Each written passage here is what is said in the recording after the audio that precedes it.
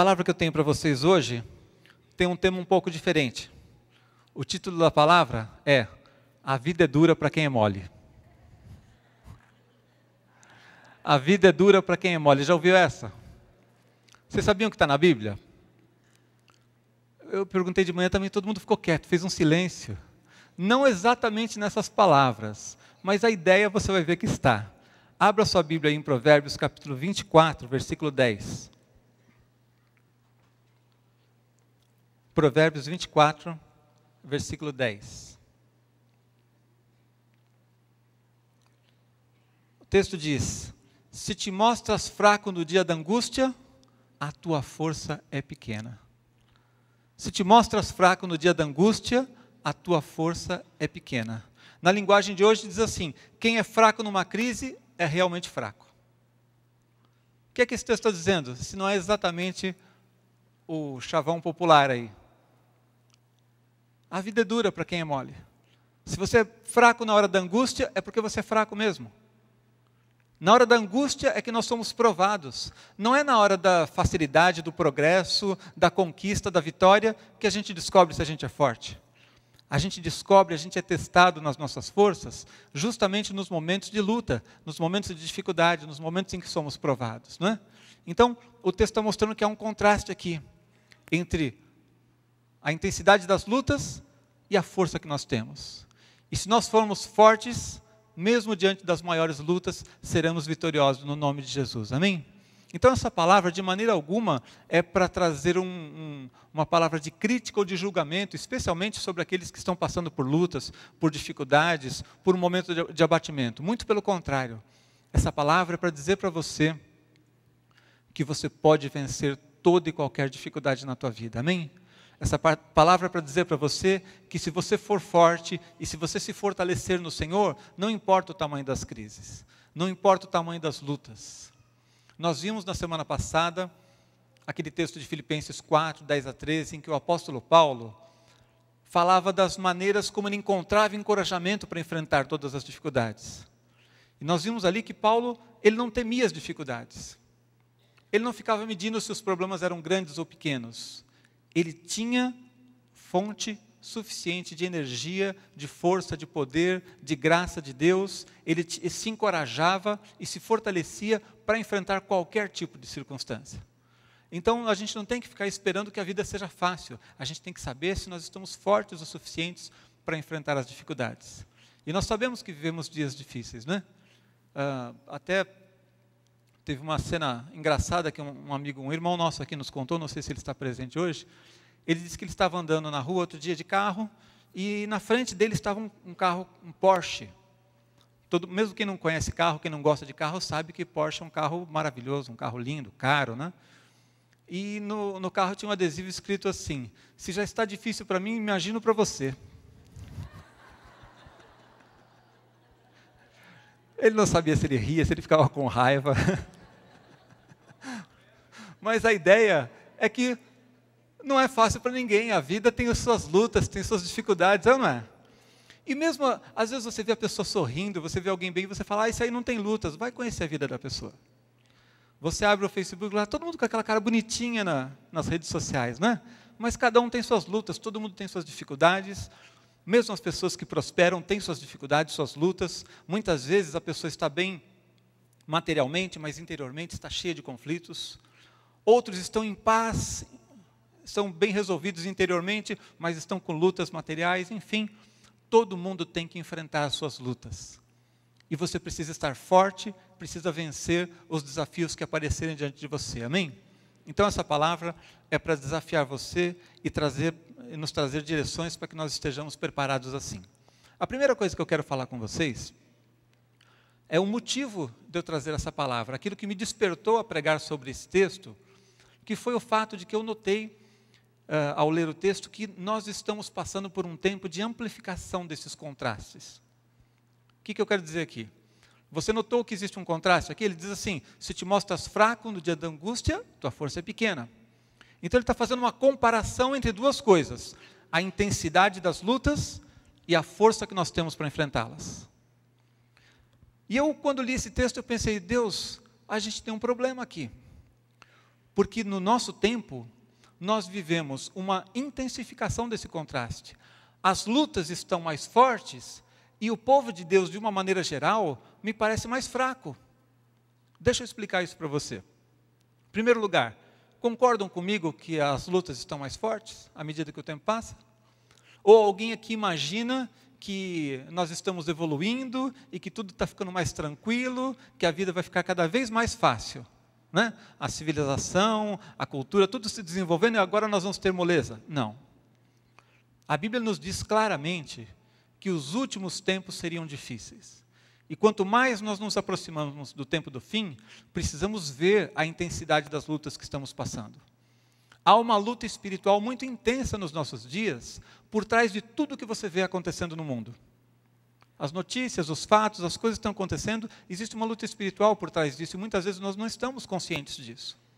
Mas o fato é que nós não vivemos em um tempo de tranquilidade, um tempo em que tudo seja fácil, um tempo em que a gente possa esperar por uma ausência de lutas, não é?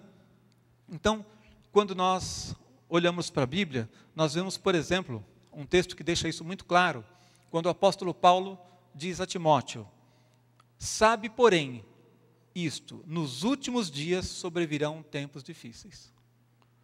Paulo não deu uma palavra de otimismo para Timóteo. Olha, fica tranquilo que a coisa vai melhorar. Ele disse, olha, sabe que nos últimos tempos sobrevirão tempos difíceis. E nós estamos cada vez mais próximos desses tempos difíceis.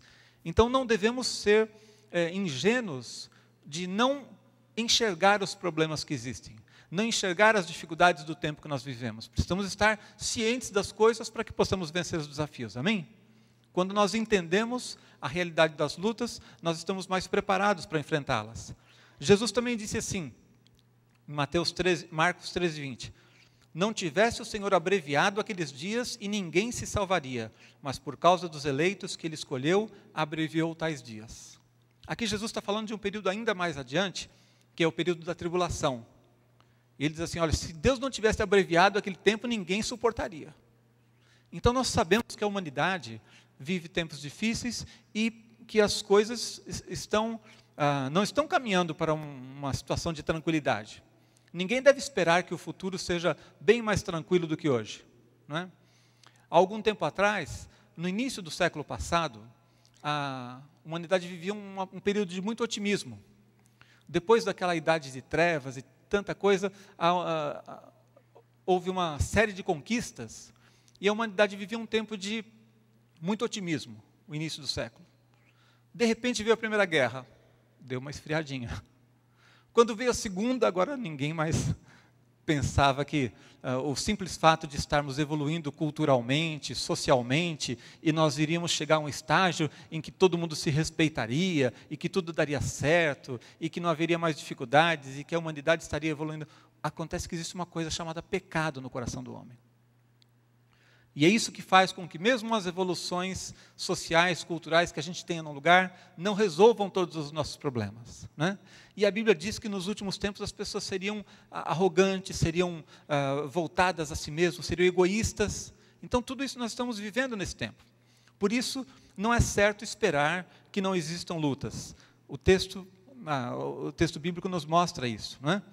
E quando eu digo que, além de vermos que as lutas estão mais intensas, o povo de Deus está mais fraco, por que eu digo isso? Porque eu tenho já um pouco mais de 30 anos de conversão. E a impressão que eu tenho, aqueles que são mais velhos aqui na fé talvez possam confirmar para mim, é que o povo de Deus está muito distraído, que as pessoas estão muito distraídas com as coisas. Eu tenho a impressão, e vocês podem confirmar para mim ou não, que na média, as pessoas hoje leem a Bíblia menos do que antigamente. Certo ou errado? Eu tenho a impressão que hoje as pessoas, na média, de uma maneira geral, estão orando menos do que há 30 anos, do que há 50 anos. Quando eu me converti, a realidade que eu via era de pessoas que oravam, que tinham tempo com Deus, que liam a Bíblia.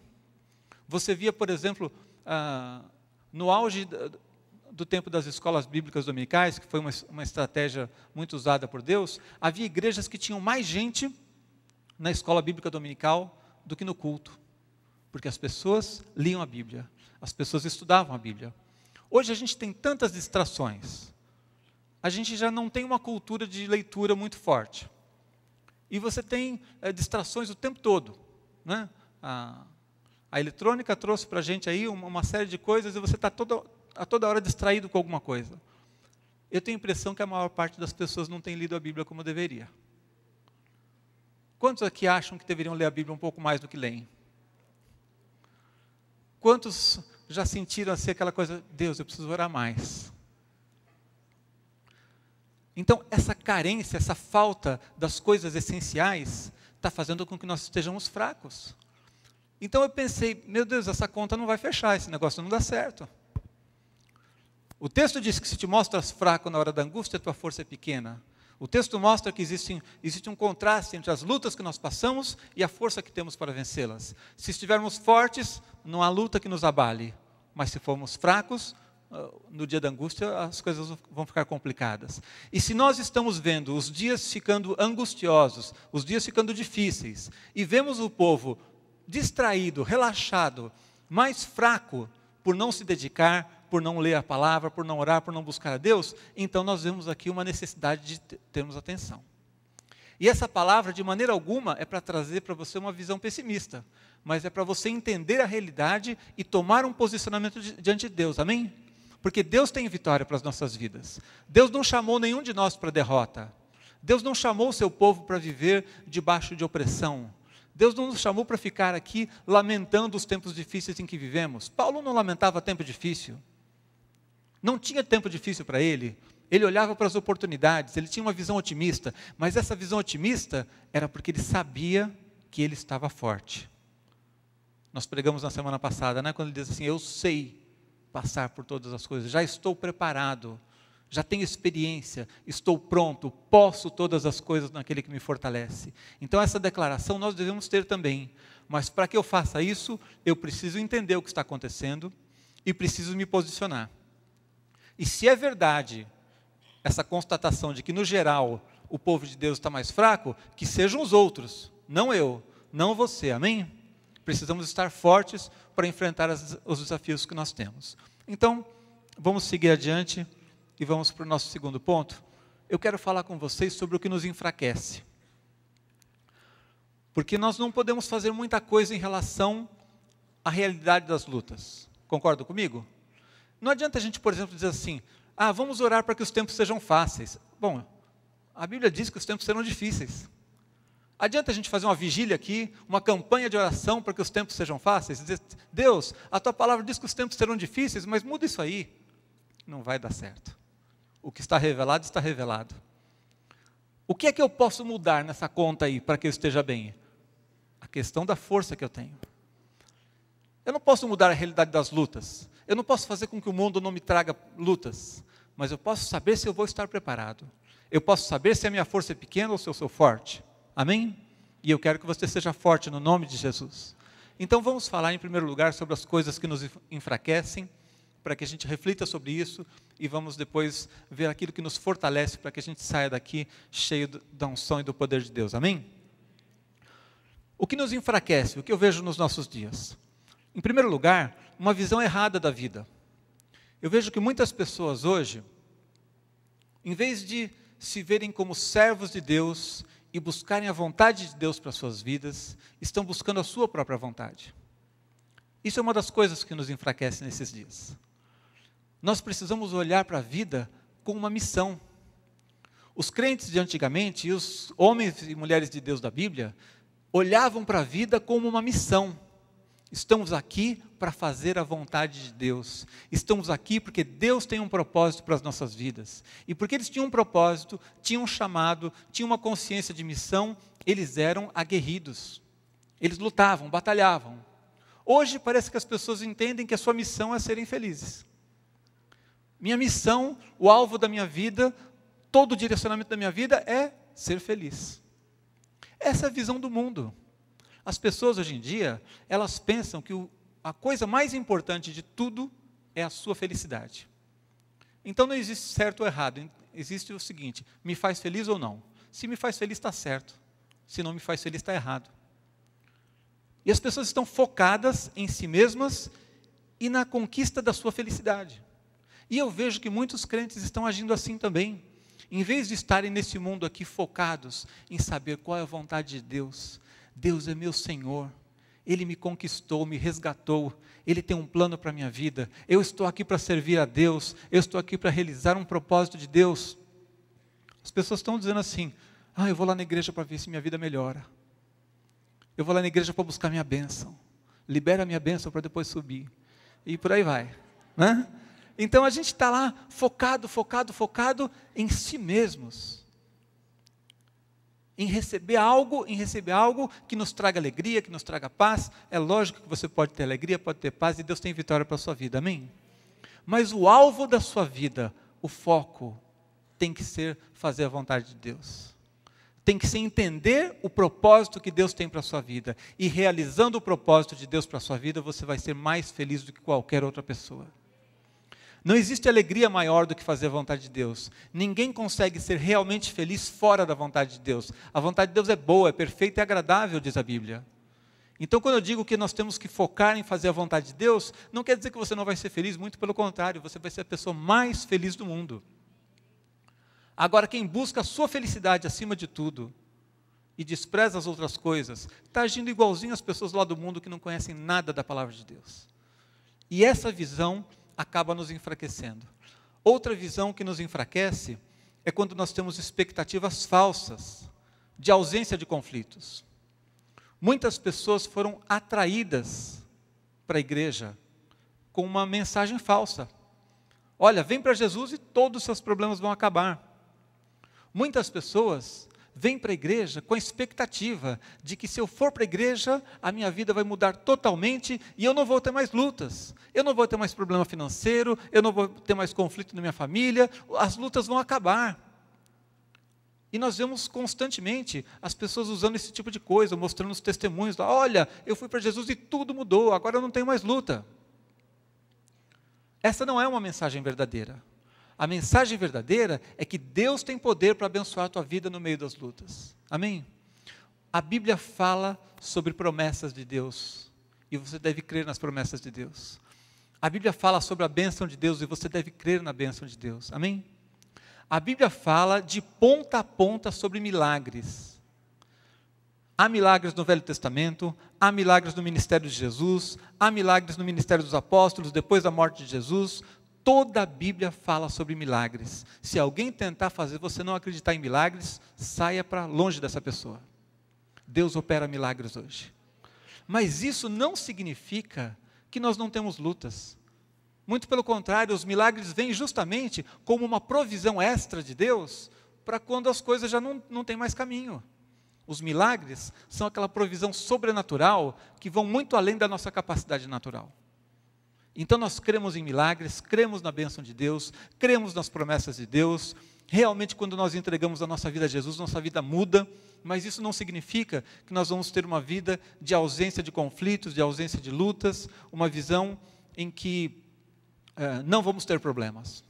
As pessoas que acabam aderindo a uma visão desse tipo, elas se tornam fracas. Porque quando a luta vem, ela diz, o que está acontecendo? E agora? Por que isso está acontecendo na minha vida? Por que não está dando certo? Se eu estou seguindo a Jesus, por que eu estou passando por um problema? E as pessoas começam a questionar Deus, questionar as circunstâncias. Elas ficam confusas diante das lutas. Porque alguém disse para elas que elas poderiam viver sem lutas. E elas mesmas talvez tenham buscado esse tipo de coisa e acreditado nessa visão. E aí quando a luta vem, a pessoa fica confusa. Não sabe como reagir, não está preparada para enfrentar as circunstâncias. A Bíblia diz, ser forte e corajoso. Só precisa ser forte e corajoso quem tem luta para enfrentar. Amém? Então, não podemos ter uma visão errada desse tipo, uma expectativa de ausência de conflitos. Precisamos saber que Deus nos dá a sua bênção sim, mas precisamos estar prontos para enfrentar toda e qualquer circunstância no nome de Jesus. Amém? Outra coisa que enfraquece as nossas vidas é quando temos uma visão errada de Deus. Como eu falei, se nós não estamos orando como deveríamos, se nós não estamos lendo a palavra, não estamos nos alimentando, nós acabamos não conhecendo a Deus. Acabamos tendo uma visão errada de Deus. E muitas pessoas hoje em dia veem Deus apenas como um seguro contra calamidades. Bom, já que eu estou com Jesus, eu estou livre da calamidade. Os outros vão ter problemas e eu não, né? Então Jesus é um seguro contra calamidades. Vou dar um exemplo para vocês de como a nossa visão de Deus às vezes é distorcida. Eu dei uma Bíblia para um amigo meu uma vez, uma Bíblia Mirim. Alguém já viu? É um folhetim, um pouco mais do que um folhetim, uma coleção de cerca de 10, 20 versículos. Eu dei para ele para evangelizá-lo, né? Para que ele pudesse ler, pelo menos aqueles versículos ali, ele conhecesse.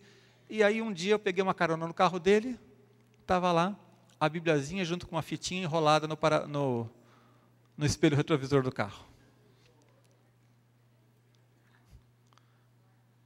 Em vez de ler para conhecer a Deus, ele encarou aquilo como um amuleto. Isso aqui vai me livrar de problemas. E muitas vezes a gente está fazendo isso. A gente está olhando para Deus apenas como aquele que vai nos livrar de problemas. E Deus é muito mais do que isso, amém? Ele é Senhor das nossas vidas. Ele tem um caráter lindo, maravilhoso. Quantas pessoas têm buscado entender e conhecer o caráter de Deus? Quantas pessoas têm buscado entender a sabedoria que há em Deus? Quantas pessoas têm se aprofundado no conhecimento de Deus? E quantos têm se contentado em simplesmente pensar, bom, já que eu estou em aliança com Ele, estou livre de encrenca. Deus é muito mais. E se nós temos uma visão errada de Deus, se nós temos uma visão pequena de Deus, nós somos muitas vezes iludidos por esquemas de religiosidade, pelos esquemas do mundo, da cultura em que vivemos, e deixamos de ter uma experiência real de conhecer a Deus, de conhecer a graça de Deus, conhecer o poder de Deus, a sabedoria de Deus, conhecer o amor de Deus. Deus é muito mais do que um seguro contra calamidades, amém? Então, todas essas coisas nos enfraquecem, e são coisas muito comuns hoje em dia, na visão que o mundo tem e na visão que as igrejas muitas vezes têm cultivado, na visão que os crentes têm alimentado, em vez de alimentarem uma visão bíblica, uma visão da vontade de Deus para as suas vidas. Amém? Por fim, quero falar com vocês sobre aquilo que nos fortalece. Se o texto diz que se você se mostra fraco na hora da angústia, a tua força é pequena, então eu não quero ter uma força pequena, eu quero estar forte em Deus, amém? Eu quero estar preparado. Se não há muita coisa que eu possa fazer para mudar o mundo e evitar que existam lutas, o que eu preciso fazer é estar bem com Deus, é estar dentro da vontade de Deus. E o que é que me fortalece? O que é que fortalece a tua vida? Onde é que nós vamos encontrar o suprimento para que nós estejamos prontos para todo e qualquer tipo de luta que tenhamos que enfrentar? São coisas simples, gente. São coisas que eu tenho certeza de que você sabe, só falta a gente praticar. Amém? A primeira coisa que nos fortalece é nos alimentar na palavra. É impressionante como a gente não entendeu ainda o que é o poder da palavra de Deus. Eu não leio a Bíblia para ter cultura, para ter conhecimento. Eu não leio a Bíblia por obrigação, porque eu tenho a obrigação de ler a Bíblia, porque eu sou crente. Eu leio a Bíblia porque a Bíblia é palavra de Deus. A Bíblia é o alimento do meu espírito, amém?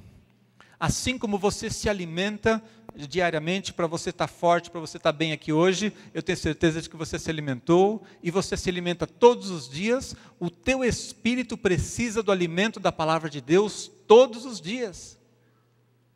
O alimento que você recebe, por exemplo, numa pregação como essa, é insuficiente. É insuficiente. Por melhor que seja a pregação num culto de domingo, isso é pouco, não é o alimento completo que você precisa. Você precisa se alimentar todos os dias, precisa se alimentar da palavra, o teu espírito ele necessita da palavra.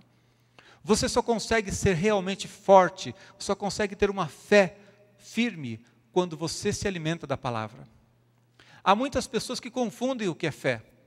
Tem gente que tem um pensamento positivo, tem gente que é otimista e acha que esse otimismo é fé. Otimismo não é fé. O otimismo é vazio muitas vezes. A fé é aquilo que o teu espírito tem quando ele se alimenta da palavra. Você lê a palavra de Deus alimenta o teu espírito e você exerce fé naquilo que Deus prometeu. Isso é fé. E você não consegue ser realmente forte na tua fé, você não consegue crescer na tua fé sem o alimento que é a palavra de Deus. É ela quem vai exercitar a tua fé.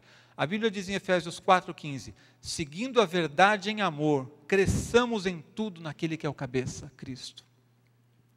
Seguindo a verdade em amor, cresçamos em tudo. Onde é que está a verdade, gente? O que é a verdade? É a palavra de Deus, amém? Jesus disse algo ainda mais interessante quando ele, em João 6,63, ele diz assim, o Espírito é o que vivifica, a carne para nada aproveita, as palavras que eu vos tenho dito são Espírito e vida. O que a palavra de Deus é? Espírito e vida. Não é um livro de regras? Não é só um livro de regras. Existem regras na Bíblia, mas a Bíblia não é um livrinho de regras.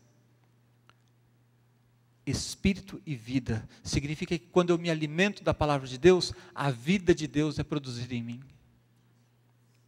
Sem o alimento da palavra de Deus, eu fico lutando na carne, eu fico lutando no meu próprio esforço, nas minhas capacidades. E eu já descobri, não sei se você já notou, que as minhas capacidades não são suficientes. Não sei se tem alguém aqui que se acha tão bom, tão forte, que pode confiar em si mesmo. A Bíblia diz, maldito o homem que confia no homem. Eu preciso buscar um recurso maior, e esse recurso eu encontro na palavra de Deus. E quando eu me alimento da palavra de Deus, ela produz espírito e vida. É muito mais do que simplesmente uma religiosidade, é algo que produz vida no meu coração. Então você precisa valorizar a palavra de Deus, precisa ler e estudar a palavra de Deus, você precisa conhecer. Você não pode exercer fé numa promessa de Deus se você nem sabe o que Deus prometeu. Muitas vezes a nossa fé é vazia, é um otimismo vazio, mas não está enraizado nas promessas da palavra de Deus. Então, separe tempo para ler a Bíblia. Separe tempo para conhecer a palavra de Deus. Dedique tempo a isso, porque é o alimento do teu espírito. Se você não se alimentar da palavra de Deus, você vai estar subnutrido espiritualmente. Quem é que vai estar forte no dia da angústia, se estiver subnutrido? Imagina lá, o cara é um lutador, como a gente teve aí uma luta triste esses dias, né? Imagina, o cara vai encarar uma luta qualquer, uma competição, sem se fortalecer, sem se exercitar. Como é que nós vamos encarar a luta espiritual sem nos fortalecermos espiritualmente com o alimento básico, essencial, que é a palavra de Deus? Então, o que nos fortalece é a palavra de Deus. Quem conhece a palavra de Deus está fortalecido. Jesus disse, conhecereis a verdade e a verdade vos libertará. Isso não é só para o dia que você se converte. Ah, sim, eu conheci a verdade, eu entreguei minha vida para Jesus. Todos os dias você precisa conhecer a verdade. Todos os dias existem coisas novas de Deus que você precisa conhecer, precisa se alimentar, e é a verdade que vai te libertar, é a verdade que vai transformar a tua vida, é a palavra de Deus que tem o poder de transformação nas nossas vidas, amém? Segunda coisa que nos fortalece é exercitar-se na oração. Oração é outra coisa fundamental, básica, que todo mundo sabe, mas que muitas vezes a gente está permitindo que o diabo roube da gente. Se você olhar para a Bíblia, especialmente se você olhar para os evangelhos, você vai ver que Jesus falou muito sobre oração. Concorda comigo? Ele ensinou a oração do Pai Nosso quando os discípulos perguntaram como é que a gente ora. Ele contou parábolas sobre a oração. Mais do que tudo isso, ele viveu e deu o exemplo do que é uma vida de oração. Há um texto que nos diz que Jesus se retirava para orar. Eu quero ler para você, lá em Lucas 6,12, por exemplo. Diz assim, naqueles dias, retirou-se para o monte a fim de orar e passou a noite orando a Deus. Ora, se alguém podia se sentir forte o suficiente a ponto de deixar um pouco a oração de lado, era Jesus. Ninguém era tão forte como ele, espiritualmente, concorda comigo? Mas se Jesus passou a noite inteira orando ao Pai, se ele se isolava, mesmo tendo tantas coisas para fazer, ele deixava os discípulos, deixava a multidão e subia ao monte para se isolar e orar. Quem sou eu para me dar o luxo de dizer assim, eu não preciso orar? Eu vou enfrentar as dificuldades, eu vou enfrentar o dia mal, eu vou enfrentar as dificuldades. E no dia da angústia eu vou estar forte, mesmo sem orar. Será? Será que sem oração, algum de nós vai estar forte o suficiente para enfrentar as dificuldades? E eu quero dizer para você, algo nesse texto aqui que é importante você entender. Todos nós, eu e vocês, nós precisamos ter um tempo pessoal de oração. Um tempo a sós com Deus, amém? Porque aqui na igreja a gente ora. E nós temos ministérios de oração. Nós temos vigílias de oração, e é bom que você venha nas vigílias, amém? Temos a maratona de oração, é bom vir na maratona de oração, amém? Temos oração nas células, temos oração nos cultos, mas existe uma coisa que todos nós temos que ter e que não é substituída por nenhuma dessas outras. É a tua oração pessoal com Deus. Veja que Jesus deixava inclusive os discípulos. Ele subia o monte para se isolar. O único jeito de Jesus ter um tempo a sós era se isolando, era subir no monte. Se ele fosse para casa, as pessoas iam cercar a casa dele, iam buscá-lo, iam pedir oração, iam pedir milagre. Ele precisava se isolar. E você precisa ter um tempo pessoal de oração. É impossível, é inadmissível que uma pessoa que está em aliança com Jesus não tenha um tempo pessoal de oração. Você não pode depender da oração dos outros. Você não pode depender de momentos de oração, de ministérios de oração que a igreja oferece. Isso são recursos extras. Mas o essencial é a tua vida pessoal de oração. Quando você lê as histórias, as biografias dos grandes homens e mulheres de Deus, todos eles contam da sua vida de oração. A maior parte deles tinha um cantinho, um lugar especial de oração. Nós precisamos encontrar isso mesmo nessa vida que a gente tem hoje em dia. Mesmo trabalhando muito, mesmo vivendo numa cidade agitada, nós precisamos encontrar um tempo e um lugar para termos a nossa oração pessoal com Deus. É lá que você vai conhecer a Deus face a face. É lá que Deus vai falar com você. É lá que você vai ter experiências pessoais, você e Deus. É lá que você vai ver que você é muito mais do que um membro de uma igreja, é muito mais do que um religioso, você é alguém que anda com Jesus. Quando Ele fala com você, Ele toca no seu coração, Ele fala sobre as suas necessidades, sobre os seus problemas. Ele fala sobre aquilo que você precisa ouvir. Há coisas que nunca ninguém soube da minha vida e nunca ninguém pôde me dizer, só o Espírito Santo pôde falar. E isso só acontece quando a gente cultiva uma vida de oração com Deus. Uma vida pessoal de oração. É primordial, é essencial. Você precisa ter tempo com Deus. E esse tempo é diário. Não é de vez em quando. Não é na hora da dificuldade. Não é na hora da luta. Aí você vai procurar Deus. Às vezes não dá tempo, gente. Graças a Deus, Deus é misericordioso, e às vezes a gente faz aquela oração de socorro, né? E Deus é gracioso, mas você precisa estar forte. Você precisa estar preparado. E esse preparo vem com o dia a dia de oração, amém? E o último aspecto que eu quero falar com vocês, daquilo que nos fortalece, além da oração, além de nos alimentarmos na palavra, é ser guiado pelo Espírito Santo. Você precisa ser guiado, dirigido pelo Espírito de Deus, amém? Esse aqui é um tema onde muitas vezes a gente tem dúvidas, tem dificuldades de entender. Quando eu falo sobre isso, na escola de mestres a gente tem uma aula, uma matéria em que a gente fala sobre isso, e as pessoas sempre me perguntam, pastor, como é que faz? Como é que eu posso ouvir a Deus? Como é que eu posso ser guiado pelo Espírito? Como é que o Espírito vai me dirigir? Como é que eu sei quando é da minha cabeça, quando é Deus que está falando? Não tem fórmula. A fórmula é seguir os passos que a gente falou até agora. Em primeiro lugar, alimentar a tua vida com a palavra. A tua mente está cheia da palavra de Deus, amém? O teu coração está exercitado em andar na presença de Deus através da oração. Aí você pode esperar que Deus dirija a sua vida. Aí você pode esperar, deve ter mesmo essa expectativa de ser guiado pelo Espírito. E por que é que ser guiado pelo Espírito nos fortalece? Porque nós ficamos livres do engano. Ficamos livres de decisões erradas. Nem todas as lutas que a gente passa na vida é culpa dos outros. Nem todas as lutas que a gente passa na vida é porque o mundo isso, o mundo aquilo. Muitas coisas que nós passamos e que nos enfraquece são fruto de decisões erradas nossas. Eu achei que era por aqui, e não era. Eu achei que isso daria certo e não deu. Eu achei que deveria fazer esse negócio e não fiz, não era para fazer. Eu achei que esse relacionamento era bom e não era. Então, as decisões erradas que nós tomamos na vida, muitas vezes, trazem conflitos que demoram para a gente resolver.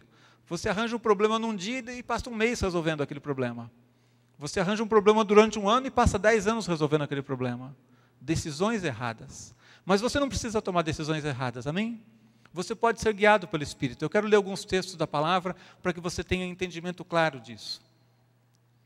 O que a Bíblia mais fala sobre o Espírito Santo, o que você mais vê, especialmente no livro de Atos, sobre o Espírito Santo, é que o Espírito Santo dirigia a vida das pessoas. E por isso, eu não entendo por que a gente tem tanta dificuldade, mas será que Deus fala mesmo? É claro que fala. Querem ver? Atos 8, 29 diz assim: então disse o Espírito a Filipe. O que eu falei? Disse o Espírito a Filipe: aproxima-te desse carro e acompanha-o. O Espírito Santo falou com ele. Filipe estava evangelizando, ele era um evangelista, mas o Espírito falou: olha, aquele cidadão, vai lá e fala com aquele. Ele foi guiado, dirigido pelo Espírito. Em Atos 13, 2 diz assim: servindo eles ao Senhor e jejuando, disse o Espírito Santo: separai-me agora Barnabé e Saulo para a obra que os tenho chamado. O Espírito Santo falava com as pessoas, guiava, dirigia, dava orientações, vá por aqui, não vá por aqui. Paulo conta de um momento em que ele queria pregar numa cidade, e ele disse que o Espírito Santo o impediu de pregar naquela cidade. Ora, mas por que o impediu? Porque queria que ele fosse para outro lugar. Ele tinha uma vontade, uma coisa da cabeça dele, que era boa, ele queria pregar num lugar. Olha, pregar é bom, não é? Ele estava fazendo bem, não estava na carne. Mas o Espírito sabe mais do que ele sabe. E disse, olha, não entre aqui, primeiro vá nesse lugar. Deus sabe mais do que você, amém? O Espírito de Deus conhece as coisas que você não conhece. Até mesmo para fazer as coisas boas, para fazer o bem, precisamos da direção do Espírito. Porque você pode estar querendo fazer o bem numa área e Deus diz é outra. Você pode estar dizendo assim, eu vou servir a Deus nesse ministério. Deus diz, é esse que eu tenho para você. E quando nós somos guiados pelo Espírito, as coisas dão certo. Quando nós fazemos a vontade de Deus, as coisas dão certo. Quando nós fazemos a vontade de Deus, nós vemos a prosperidade de Deus, porque estamos debaixo da vontade de Deus, amém? Jesus disse, quando ele falou sobre o Espírito Santo, quando vier, porém, o Espírito da verdade, ele vos guiará em toda a verdade, porque não falará por si mesmo, mas dirá tudo o que tiver ouvido e vos anunciará as coisas que hão de vir. Pode ler a Bíblia. O que você mais vê o Novo Testamento falando a respeito do Espírito Santo é que ele iria guiar, dirigir, falar. É isso que o Espírito Santo faz hoje nas nossas vidas.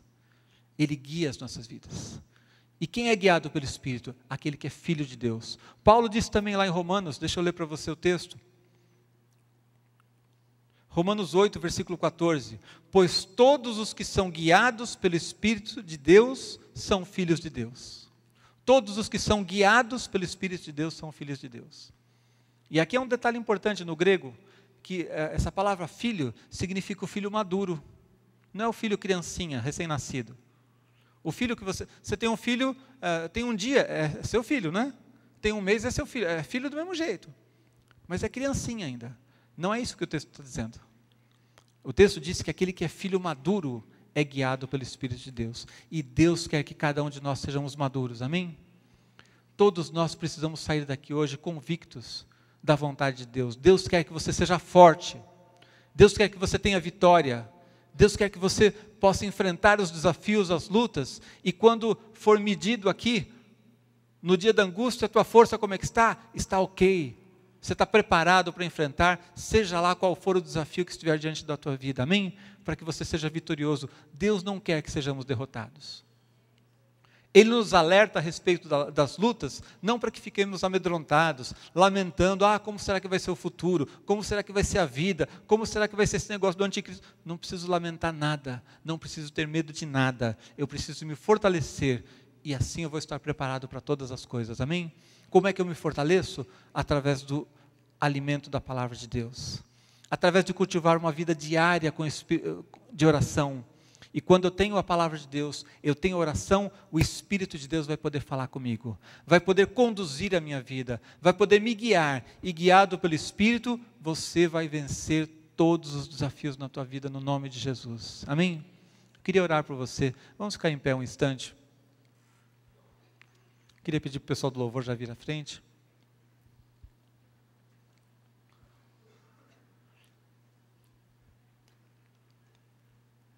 Todos nós passamos por lutas, e em alguns momentos, podemos estar passando por lutas muito fortes, terríveis.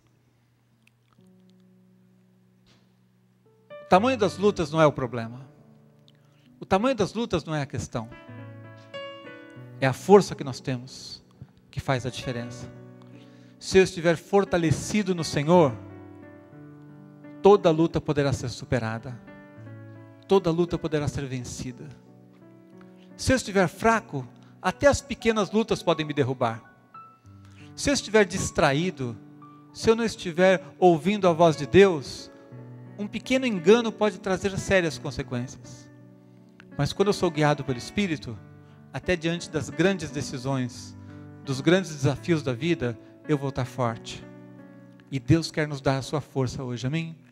Eu quero fazer um desafio a você, para que você consagre a tua vida a Deus. Para que você saia daqui hoje, decidido a servir a Deus de uma maneira mais viva, autêntica. Servir a Deus de uma maneira mais intensa do que aquilo que nós temos feito. Porque eu creio que nenhum de nós aqui chegou ao ponto que deveria chegar. Nenhum de nós aqui chegou num ponto em que possa descansar e dizer assim, está tudo ok, não preciso mais muita intensidade, não preciso orar tanto, não preciso tanto da palavra, já conheço bastante, já orei bastante. Nenhum de nós pode entregar o jogo desse jeito. Cada um de nós tem as suas lutas para vencer, tem os seus desafios. E mais do que isso, Deus tem desafios para você, amém? Deus tem propósitos para a sua vida. Deus quer te usar para abençoar outros. E como é que nós vamos abençoar outros se nós estamos fracos? Como é que eu vou revelar o poder de Deus, revelar a glória de Deus, se eu mesmo estou tão carente e necessitado? Então, quando você está forte, não é só para a sua felicidade. Você está forte para honrar a Deus. Você está forte para revelar o poder de Deus às pessoas que estão aí necessitadas da graça do Senhor. Quando você está forte, você